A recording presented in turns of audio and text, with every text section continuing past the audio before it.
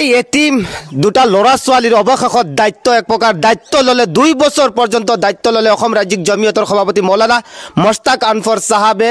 অসম ৰাজ্যিক জমিয়তৰ সম্পাদক চাহাব উপস্থিত আছে, আনফৰ ফাউণ্ডেশ্যনৰ বিষয়ববীয়াসকল উপস্থিত আছে। 2 বছৰলৈকে তেওঁলোকক 3000কৈ টকা এককালীন প্ৰতিমাহে দিয়া হ'ব। ইয়াৰ পিছতো নগদ কিছু সাহায্য কৰিছে। ইয়াত আপোনালোকে খাদ্য সামগ্ৰী দেখিছে।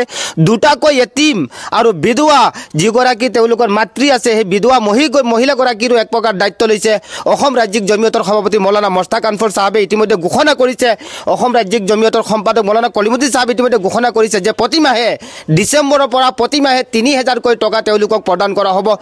আপোনালোকে শুনি আনন্দিত হ'ব যে অসম ৰাজ্যিক জমিয়তুল আমাৰ সভাপতি চাহাবৰ নিৰ্দেশক্ৰমে আনফৰ ফাউণ্ডেশ্যনৰ তৰফৰ পৰা এই ডিচেম্বৰৰ পৰা 2 বছৰলৈকে কমৰুল হকৰ বিধৱা পত্নীক আৰু এই এতিম ল'ৰা ছোৱালীৰ বাবে 3000 টকাকৈ 2 বছৰ কণ্টিনিউ দি থকা হ'ব।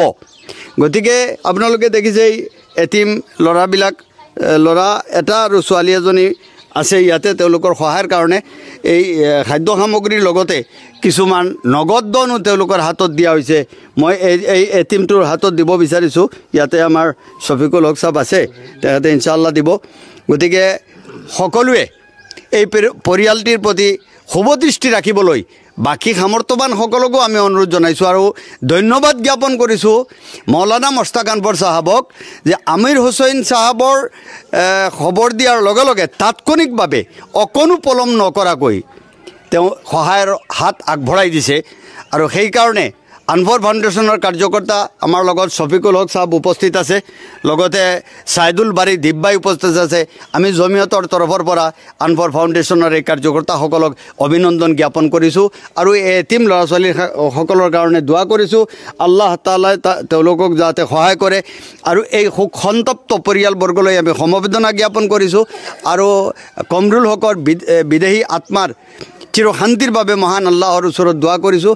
আল্লাহ তাআলাই যাতে এই এতিমসকলক সহায় কৰে, বিধৱা পত্নীক আল্লাহ তাআলাই সহায় কৰে, এই পৰিয়ালটিক আল্লাহ যাতে সহায় কৰে। ইয়াতে তেখেতৰ পিতৃ উপস্থিত আছে, লগত সকলোকে আল্লাহ তাআলাই সবৰে জমিলৰ তৌফিক দান কৰক।